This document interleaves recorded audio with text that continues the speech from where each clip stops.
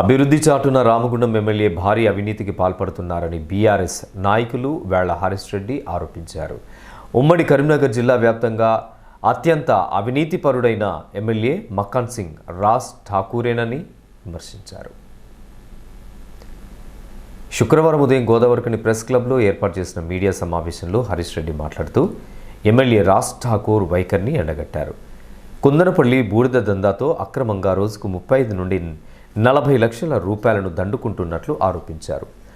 బూడిద చెరువు కారణంగా మత్స్యకారులు, కళ్ళుగీత కార్మికులు ఉపాధిని కోల్పోతున్న పరిసర ప్రాంతాల ప్రజలు కాలుష్యంతో ప్రాణాలు వదులుతున్నా ఏమాత్రం పట్టించుకోకుండా స్థానిక ఎమ్మెల్యే తన అవినీతిని దందాకే అధిక ప్రాధాన్యత ఇస్తుండడం దుర్మార్గమని మండిపడ్డారు.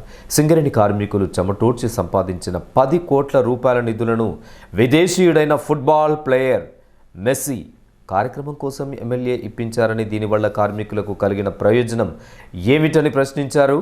రైతులు నాట్లు వేస్తున్నా రైతు భరోసా నిధులను ఎందుకు విడుదల చేయడం లేదని నిలదీశారు. అవినీతి అక్రమాలను ఎట్టి పరిస్థితుల్లోనూ సహించేది లేదని, ప్రజాక్షేత్రంలో ఖచ్చితంగా ఎండగట్టి తీరుతామని చెప్పుకొచ్చారు. పెట్టడానికి గల ప్రధాన 3 కారణాలు ఏంటంటే, ముఖ్యంగా ఈ ఎమ్మెల్యే చేస్తున్నటువంటి బూడిద దందా అక్రమ సంపాదన దాదాపు నెలకొక 4-5 కోట్ల రూపంలో ఎట్లా దోచుకుంటుర్రు.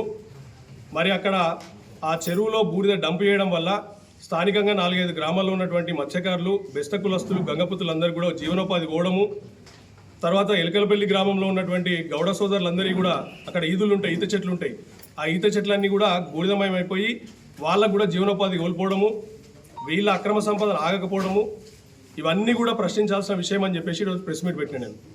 ఇలా ఏం జరుగుతుంది, తన అనుచరుడైనటువంటి ఒక వ్యక్తి, ఏబీసీ రెడ్డి అనే వ్యక్తి ఒక పెద్ద ప్లాన్ స్కెచ్ చేసి ఎన్టీపీసీ అధికారులతో సహా తన అనుచరులతో సహా ఎమ్మెల్యేకి అనునిత్యం ప్రతిరోజు 35 నుండి 40 లక్షల రూపాయల అక్రమ సంపాదన, అంటే దాదాపు 500-600 ట్రక్కులు బూడిద ఈ నుంచి తరలించకపోయి ఎక్కడికో వీళ్ళు అడ్డగోలుగా 35-40 లక్షలు సంపాదిస్తారు ప్రతిరోజు, అంటే నెలకు ఒక 10-12 కోట్లు. ఈ అక్రమ సంపాదన అడ్డుకోవాలి. రెండవది, ఎన్టీపీసీ యాజమాన్యం కూడా ఖచ్చితంగా ఇక్కడ జీవనోపాధి కోల్పోయినటువంటి వ్యక్తులందరికీ, భూ నిర్వాసితులందరికీ మరి వాళ్ళ కాంపెన్సేషన్ ఇవ్వాలి, వాళ్ళనే ఆ బూడిద అమ్ముకునే విధంగా వాళ్ళు చేయాలి అని చెప్పేసి నేను ఇలా ప్రశ్నిస్తున్నా, డిమాండ్ చేస్తున్నా ఎమ్మెల్యేని.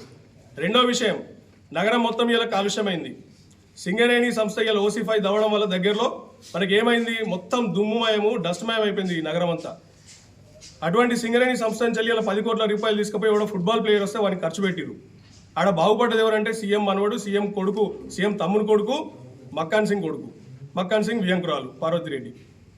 సింగరేణి పైసలు ఇలా సింగరేణి వెదజల్లుతున్నటువంటి డస్ట్ని కంట్రోల్ చేయడానికి స్ప్రింక్లర్లు కానీ, ట్యాంకర్లు, వాటర్ ట్యాంకర్లు కానీ కొనడానికి వాళ్ళ దగ్గర దిక్కు దివాన సొమ్ము లేదంట. ఈ 10 కోట్లు తీసుకుపోయి ఎవడో ఫుట్బాల్ ప్లేయర్ కోసం పైసలు ఖర్చు పెడతారు. ఇలా దీని గురించి కూడా ఎమ్మెల్యేని నేను ప్రశ్నిస్తున్నా. అంటే నీకు బాధ్యత లేదా? నువ్వు సింగరేణి కార్మికులు ఇలా ఓటేస్తేనే ఎమ్మెల్యే కాలేదా? మరి ఆ కార్మికులు ఇలా కాలుష్యంలో చిక్కుకొని ప్రాణాలు కోల్పోతా ఉంటే నువ్వెందుకు ఆ పైసలు తీసుకుపోయి ఇలా ఫుట్బాల్ ఓడో, క్రికెట్ ఓనుకో తగలబెడుతున్నావు?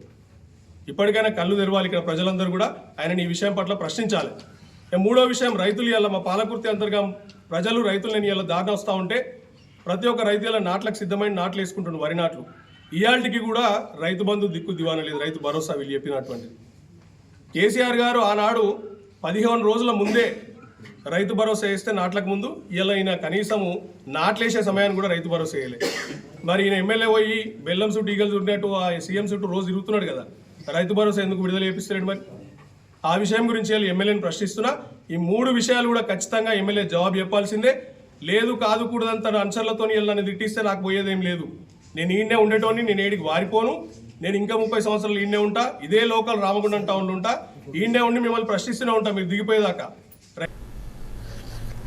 ఈ మీడియా సమావేశంలో బీఆర్ఎస్ నాయకులు జాయిద్ పాషా, ఐతా శశికుమార్, రవినాయక్, కృష్ణస్వామి, తస్లిమ భాను, నర్సింగ్, పర్షస్వాతి, బూర్గు వంశీకృష్ణ, మేరుగు చంద్రమౌళి, మేకల రామస్వామి తదితరులు పాల్గొన్నారు.